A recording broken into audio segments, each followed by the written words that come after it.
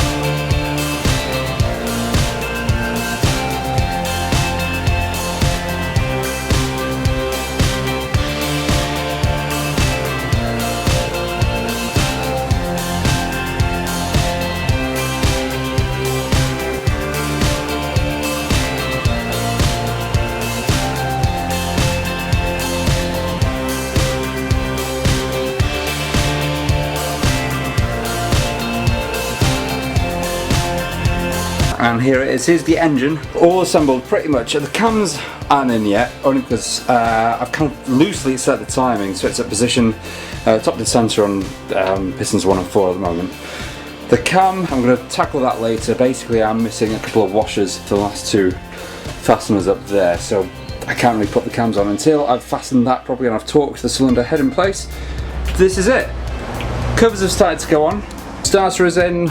Oil pump has been checked. Oil pump cover has been put in as well. That's done already. Oh, new boots as well. New intake boots ready to go on. I haven't put any fasteners on those yet, only because of the old ones. Having looked at them, they were rusty, so we'll order some new ones for that.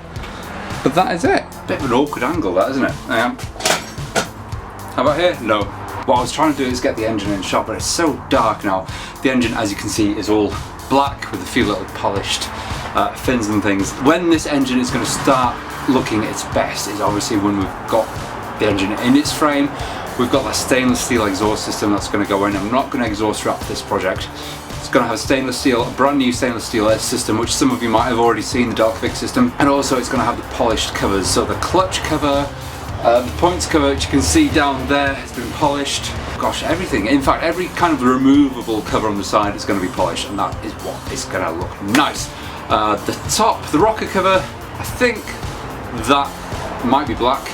Yet to decide. That's not been painted yet, but that can go once the engine is in the frame, once I've done the timing, once I've done the cams, all that. But that is where we're at. That now, as far as I'm concerned, is ready. I've also gone through the gears just by hand, just turning the sprocket and just going through the gears. It goes all the way from neutral to 5th and then all back down again, so the gears work fine. That's good. Now that the casing's closed, that is a good sign. New rubber boots, as I mentioned. I haven't fitted the rubber boots. I've only slid them on so far. I haven't actually put the fasteners on. I'm going to order some brand new fasteners on those, just so that they're new and spangly and shiny and everything like that. The more newer bits we can put on this engine, the more awesome it's going to look. So that is it from me. I will try my very best. I promise I will try my very best to get the GS video this Friday. There's a lot coming up as well in the next couple of weeks. A lot. If you haven't already subscribed to the channel, subscribe to it. I will be doing an announcement video. Could be this week, probably next week. Probably more likely to be next week, but I will be doing an announcement video. I'll also be doing a photo shoot for the CX500, so that is going to be a good one coming up next week, or the week after actually. Once I've edited the video, it'll probably be the week after. All that to come. This channel is growing, it's heading for the better. I need to invest more money back into this channel as well. All my money actually goes into these builds, but I need to invest some money into the actual channel itself and what we do here. So that is it from me. If you like what you see, subscribe to this channel, follow me on Instagram, visit fullyboltindustries.com, see if there's any merchandise that you like. Christmas deliveries are coming up soon, especially if you're an international customer. We do deliver internationally, but as it's coming up to Christmas, I know international delivery times can vary a little bit, so I don't want it to be too late if it's a Christmas present for anyone, and I will see you next week. So until then, safe riding, happy riding, see you later.